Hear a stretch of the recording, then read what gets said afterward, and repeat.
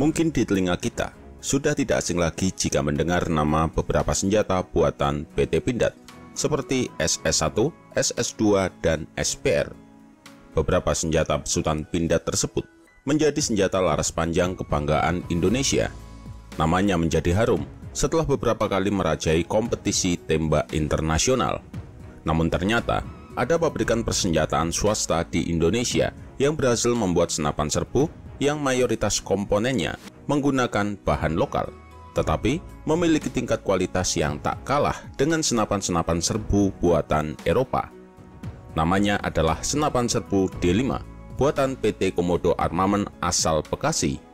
Senapan ini disebut-sebut memiliki kandungan lokal sebesar 80% dan dikabarkan memiliki performa yang sangat bagus, ditambah dengan desainnya yang kekinian dan mirip dengan senapan serbu asal Swiss. Kehadiran Komodo Armament sebagai industri pertahanan swasta yang secara langsung berada di bawah pengawasan Departemen Pertahanan Indonesia tentu menjadi daya tarik tersendiri bagi TNI dan peminat dunia alutsista. Penasaran dengan senapan D5? Tonton terus video ini hingga akhir.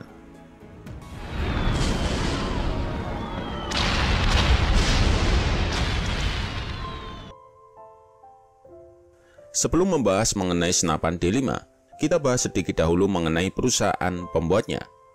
Sejarah awal berdirinya perusahaan swasta PT Komodo Armament dimulai pada tahun 2012. Pabriknya terletak di Jalan Benda nomor 40 Raya Narogong, kilometer 12,5 Pangkalan 2, Kelurahan Cikiwul, Kecamatan Bantar Gebang, Bekasi, Jawa Barat.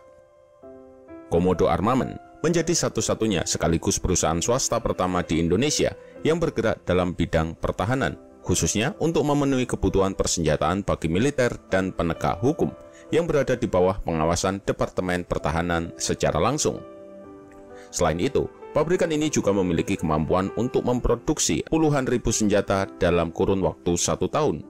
Dan salah satu produk unggulannya adalah senapan serbu D5. Senapan serbu ini mulai diproduksi pada tahun 2014 silam dengan acuan desain yang sekilas sangat mirip dengan desain yang digunakan oleh varian senapan serbu Sig Sauer asal Swiss, yakni AR-15 dengan varian NLX 556-nya, dan juga Sig 716 Gen 2 yang ternyata sudah lebih dahulu diadopsi oleh pasukan elit TNI. Jika dilihat dari tampilan luarnya, D3 lebih diperuntukkan bagi senjata yang digunakan dalam pertempuran jarak dekat atau close quarter battle. Senapan serbu berbobot 3,4 kg ini memiliki panjang keseluruhan 840 meter dalam posisi full extended dan dalam posisi popor diperpendek sepanjang 770 mm. D5 merupakan senjata api selektif yang dioperasikan menggunakan gas dengan memanfaatkan sistem direct gas impeachment. Sistem pengoperasian ini sama seperti yang digunakan senapan serbu AR-15. Prinsip kerjanya yakni gas propelan hasil ledakan dialirkan melalui lubang kecil di bagian atas laras untuk menggerakkan bor. Keuntungan dari sistem semacam ini mampu dibuat sedikit lebih ringan daripada menggunakan sistem dengan piston. Tetapi kekurangan umumnya dari mekanisme ini adalah senjata api menjadi lebih cepat kotor dan panas daripada mekanisme piston langkah panjang atau pendek. D5 menggunakan mekanisme tembakan tipe palu dan dihubungkan melalui pin penembak yang berada di dalam ball carrier untuk memicu ledakan dari peluru. Kemudian untuk bagian pelatuknya sendiri secara langsung terhubung dengan saklar mode tembakan yang berada di sisi receiver. Saklar tersebut memiliki 3 mode tembakan, diantaranya adalah mode save berada pada posisi paling kiri dengan simbol peluru disilang, berfungsi sebagai pengaman manual untuk menghindari tembakan yang tidak disengaja. Kemudian mode semi otomatis berada di posisi tengah dengan simbol 1 peluru, dan yang terakhir mode full otomatis berada di posisi paling kanan dengan simbol 3 peluru untuk tembakan secara terus-menerus. Untuk amunisinya sendiri, D5 menggunakan amunisi 5,56 x 45 mm standar NATO dan dimuat dalam magazin kota berbahan polimer dengan kapasitas 30 butir peluru. Sementara untuk kecepatan tembaknya, ia mampu menembakkan peluru sebanyak 700 butir per menitnya dengan kecepatan luncur proyektil hingga 900 meter per detik. Pada kecepatan tembakan tersebut, jarak efektif yang diperoleh berada di range 400 meter Itu pun tergantung dari masing-masing pengguna dalam memaksimalkan komponen pembidik iron sight bawaannya. Tetapi, pengguna juga dimanjakan dengan hadirnya alat bidik tambahan berupa Mepta M-Red Reflex Sight atau yang biasa kita kenal sebagai Red Dot. Bahkan dengan disematkannya reel pikat ini secara full pada bagian atas receiver, memungkinkan untuk dapat menggunakan berbagai macam alat bidik optikal, tentunya dengan fleksibilitas posisi pengaturan yang mudah.